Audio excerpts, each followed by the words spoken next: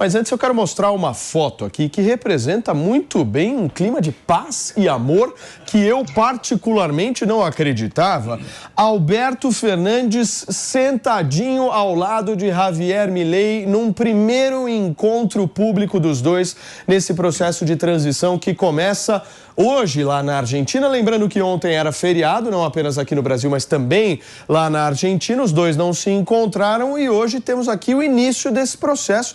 E realmente a Argentina talvez tenha muito que nos ensinar, meu querido Mano Ferreira. Muito. Bom dia, Paulinho. Bom dia aos colegas. Bom dia à nossa audiência. Esse é o gesto da democracia. Democracia é o regime onde, com periodicidade previsível, temos a troca de governos de forma civilizada e sem mortes, sem batalhas, sem conflitos, apenas através de um sistema eleitoral reconhecido como legítimo por todos os participantes do processo. Essa foto é muito emblemática. Claramente, os dois não se gostam, não se amam e nem precisam se gostar e se amar. Precisam apenas compartilhar o compromisso democrático de construir a Argentina e o sistema político argentino com todas as suas divergências. A democracia tem espaço para divergência e a divergência pode conviver.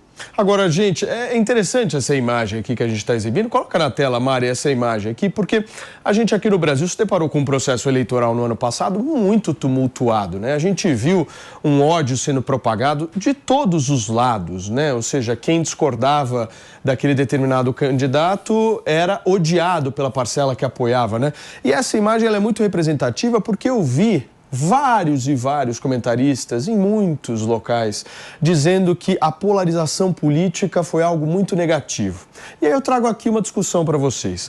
Se isso que vocês estão vendo aqui nessa imagem, para você que está no rádio, você está vendo aqui, aliás, você está ouvindo, eu vou traduzir para você essa imagem, você está ouvindo que Javier Milei e Alberto Fernandes, antagônicos politicamente, estão sentados discutindo a transição de governo. Se isso aqui não é polarização, o que é polarização?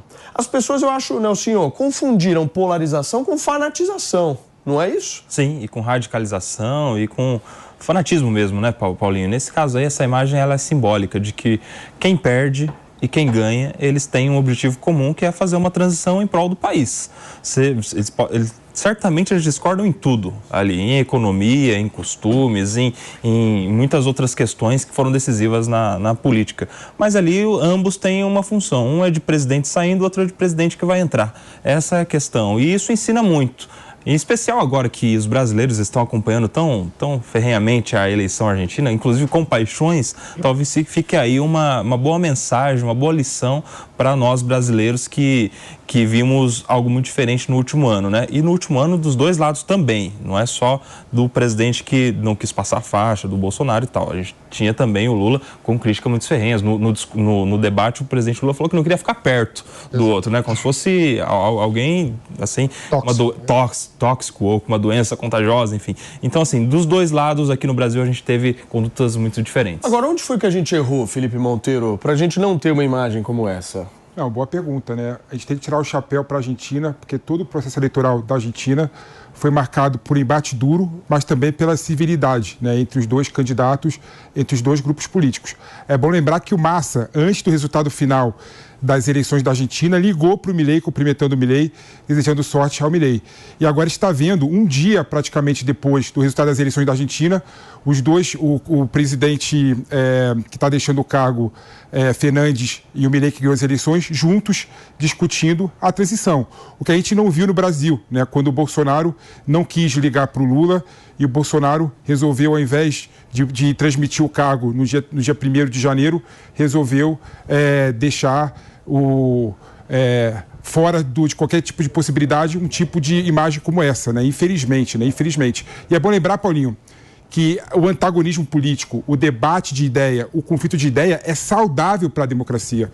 Com o conflito de ideia, com o debate de ideia, com a polarização, de certa forma, é que você faz as ideias melhores se surgirem, né? E a humanidade caminhar para frente, com o conflito que você caminha para frente. Mas o conflito não significa inimizade, não significa desumanidade. Muito bem. Gente, olha só quem está aqui comigo para trazer mais informações sobre esse processo de transição lá na Argentina. Fabrício Naidski, bom dia, meu querido editor internacional desta emissora. Eu quero entender como é que está sendo esse processo. Você tem informações dessa reunião?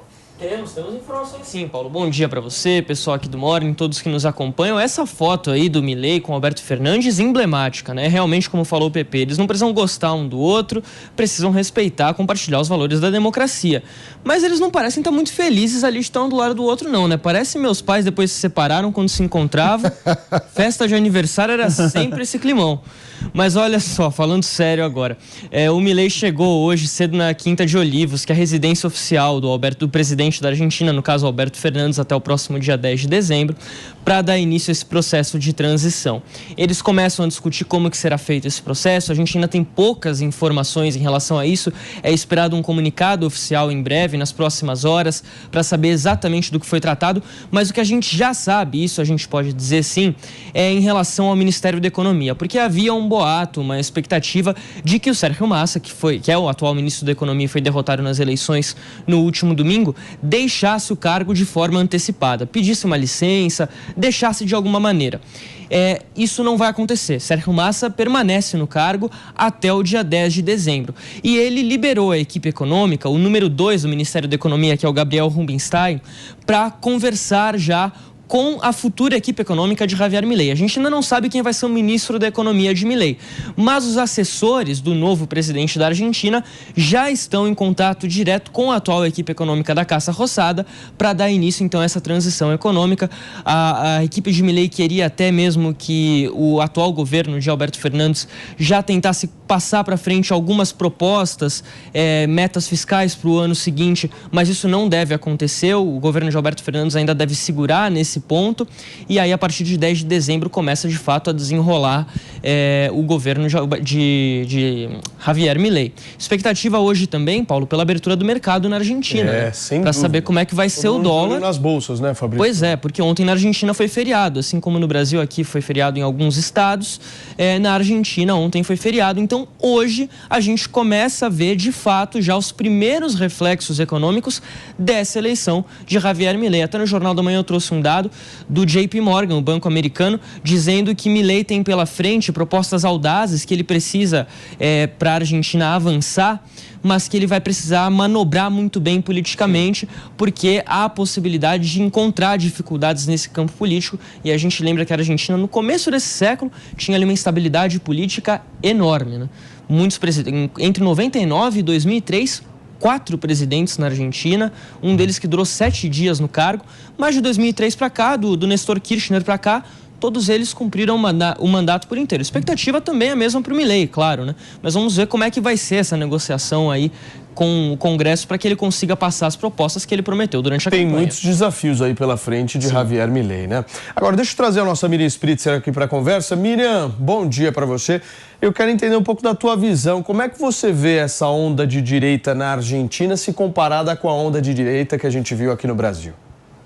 Eu acho muito parecidos os movimentos, né? Eu acho que isso é o ponto que a diferença da Argentina, que a gente está vendo pelo menos entre os governantes, é que eles estão mais abertos ao diálogo entre as oposições, coisa que no Brasil, inclusive no debate público, era muito aquela coisa, se você discorda, você é um inimigo mortal, assim, não havia um diálogo, não havia um debate de ideias, muito bem como o PP falou agora há pouco, que é essa questão, o debate político, a oposição política, ela é muito saudável para a democracia. Então agora a gente tem que ver, o Milei está pegando aí uma situação da Argentina extremamente complicada, mas também um momento em que os argentinos estão preparados para algo diferente e estão querendo algo diferente. Então ele está entrando aí num governo com um apoio popular que o Macri até teve, mas não conseguiu passar algumas das propostas que ele queria, e de repente com essa experiência aí do Macri que não deu certo, o Milei vai conseguir ter um pouquinho mais de inteligência para conseguir passar o que precisa ser passado dentro do Congresso. Política tem que ser feito, gente, não adianta eleger um presidente que vá tomar decisões sem negociar com os outros membros de todo o corpo político que tem em cada país. A gente viu aqui nos Estados Unidos também, na posse do Biden, né, que o Trump não quis participar, e como o Mike Pence ganhou pontos com a população exatamente por fazer esse papel de político, de ex-vice-presidente republicano, e ele ganhou muitos pontos dentro do próprio partido, porque mostrou que tinha maturidade política, coisa que o Trump mostrou exatamente o oposto, e isso eu acho que foi muito parecido com o que aconteceu no Brasil também. A gente tem que olhar para a política menos como esporte e mais como algo que é para ajudar os nossos países a se desenvolverem, crescerem e serem melhores. Então, o exemplo do Fabrício foi muito bom, né? Os pais que se divorciaram. O filho segue sendo o mesmo, então eles vão ter que, como a gente fala aqui em inglês, né, be nice, eles vão ter que ser queridos com o outro, mesmo que não se amem, podem até se odiar pessoalmente, mas vão ter que saber conversar, negociar e passar o que foi feito até então para o próximo governo. Sem dúvida. Eu vou discordar de você nessa questão que você acha relativamente parecido esses dois movimentos. Eu vou discordar de você, Miriam, porque eu acho que o movimento de direita que a gente viu no Brasil é um movimento conservador. Exato. Lá a gente está vendo um movimento libertário. Exatamente. Vou trazer para você um exemplo. Você imagina naquelas manifestações patrióticas alguém com um cartaz empunhando a descriminalização das drogas? Exatamente. Imagina isso, Mano Ferreira. Pois é. Aconteceu na Argentina. Trazer um relato do meu amigo Leandro Narlock, que foi para a Argentina. Ele participou lá das festas pela vitória do Milei e disse que havia pessoas com bandeiras LGBT, havia pessoas fumando maconha no meio da festa da vitória do Milei, cujo público era majoritariamente jovem. Enquanto isso, no Brasil, a gente sabe que as manifestações bolsonaristas, em geral, têm um público majoritariamente mais velho e conservador, que não estaria nem com bandeiras LGBT, muito menos fumando maconha. Mas, mano, por isso que eu acho que é um erro esse conservadorismo do Brasil, que está ligado com o bolsonarismo, abraçar o Milei como se fosse a vitória da direita na América Latina. É por ignorância. São coisas completamente diferentes. Eu acho que eles não sabem disso. É a pauta anti-esquerda. Ambos movimentos são movimentos contra a esquerda.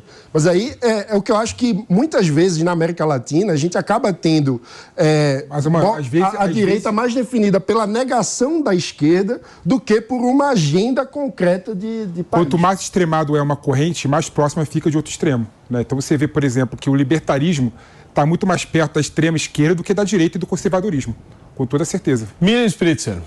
Não, eu queria destacar exatamente isso. A impressão que a gente tem é exatamente esse sentimento anti-esquerda. Não necessariamente que os dois movimentos acreditam nas mesmas coisas, mas que esse feeling aí, né, que a gente viu muito no Brasil, que a direita cresceu muito por esse sentimento anti-esquerda, porque a esquerda os falhou de alguma forma, é a sensação que a gente tem na Argentina com esse movimento aí pró o Milei, que é um movimento libertário, isso não tem a menor dúvida. E isso é um ponto que eu vi muita gente comentando na Argentina, às vezes muita gente até da classe artística falando que o Massa, eles não sabiam o que seria o Milei, mas que o Massa representava tudo aquilo que eles não queriam de jeito nenhum mais. Então, excelentes pontos aqui que vocês trouxeram, porque, de fato, as passeatas pró-Milei aí, em apoio ao Milei, a campanha, foi bastante mais eclética, digamos, a palavra seria.